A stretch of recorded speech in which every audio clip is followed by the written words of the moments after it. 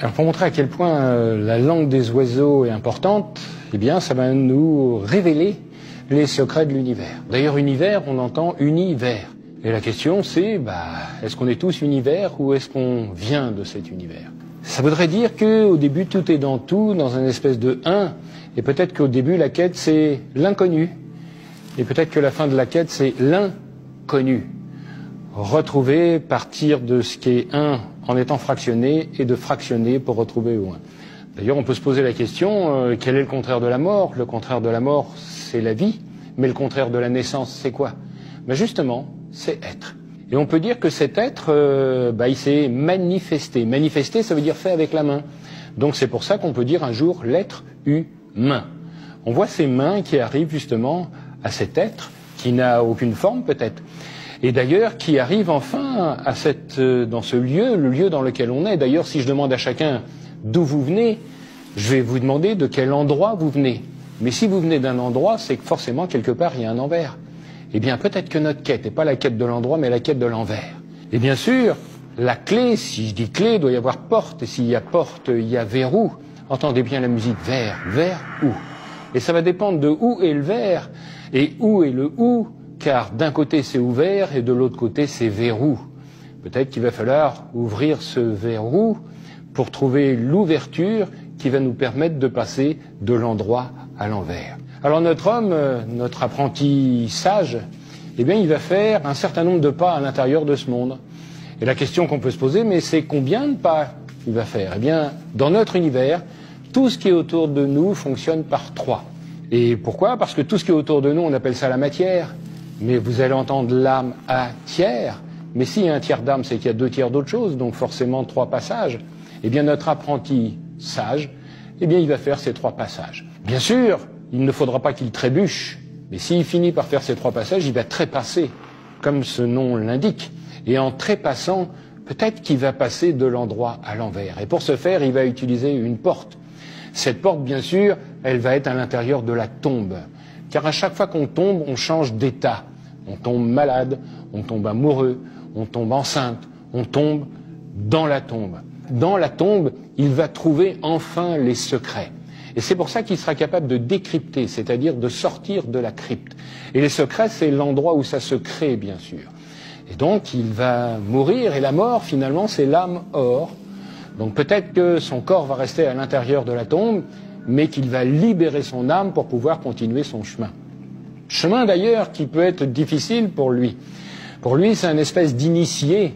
Et quand on entend le mot initié, ça ne veut pas dire qu'il a fini, ça veut dire qu'il commence. Puisqu'on dit initier un chemin, initier quelque chose. D'ailleurs, le chemin qu'il va suivre ne lui appartient pas, puisqu'il l'emprunte. Ça veut dire qu'un, ça ne lui appartient pas, et que 2, c'est à chaque pas qu'il va révéler, qu'il va découvrir, comme s'il retirait des voiles du chemin pour trouver la vérité qui est derrière. Alors il va prendre cet enseignement, il va continuer son chemin de la vie à la mort en faisant 3 passages. Et il va imaginer que ce chemin, il n'est pas capable de le faire tout seul. Alors il va le demander à des intercesseurs. Il va demander par exemple à des anges. Mais les anges, on sait où c'est aujourd'hui, car on entend ange. On sait qu'ils sont à l'intérieur de nous et on sait que notre chemin, ça sera d'être capable de faire l'extérieur et l'intérieur, l'endroit et l'envers. Et c'est pour ça qu'on finira par appeler les archanges. Les archanges, on entendra arc-en-je, celui qui fait le lien entre l'intérieur et l'extérieur. Eh bien, si notre apprenti sage est capable de faire 3 pas sages, de s'affranchir des anges et de faire sortir ce qu'il a à l'intérieur, d'ailleurs trouver son fameux être, car l'être qui est à l'intérieur, on va appeler ça ce qui est le plus étrange, car c'est l'être en je, bien sûr. Si vous regardez comment est écrit le mot mort, la première lettre c'est le M. Et le M, on entend le mot aimer, mais aussi c'est la création aussi, c'est aussi la mer. Et derrière, qu'est-ce qu'on voit? On va voir le O de l'eau, le R de l'air et le T de la terre. Donc finalement, quelqu'un qui est mort, il ne reste plus que l'eau, l'air et la terre. Il manque un élément. L'élément qui manque, bien sûr, c'est le feu. Mais ça tombe bien parce que le feu, c'est celui qui l'est. D'ailleurs, on dit que quand quelqu'un est mort, il est feu, bien sûr. Et on va même plus loin que ça, parce qu'on dit qu'il s'éteint. Et s'il s'éteint, c'est peut-être pour être un ailleurs.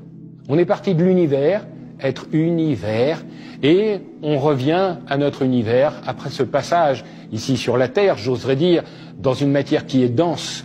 On va entendre dense à l'intérieur de ce monde pour finalement se volatiliser, c'est-à-dire devenir de plus en plus subtil, et ce qui explique pourquoi on va avoir cette langue des oiseaux, qui est la manière de volatiliser la matière du plus dense au plus subtil.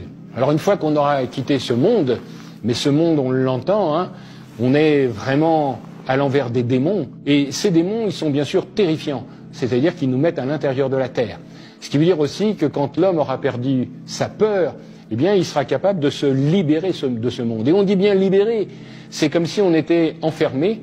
Enfer et enfermé, c'est d'ailleurs le même mot, et que ce monde d'enfermement, on dit aussi, c'est pour ça qu'il ne faut pas le croire, car l'enfermement, bien sûr, le jugement aussi, qui nous empêche d'avancer dans ce monde. C'est comme si on avait un juge terrible sur les épaules qui nous disait ça tu peux faire, ça tu peux pas faire, mais vous entendrez maintenant le jugement. On va finir par se libérer de ce monde, sans doute et peut-être par la mort, pour franchir enfin la barrière entre l'endroit et l'envers.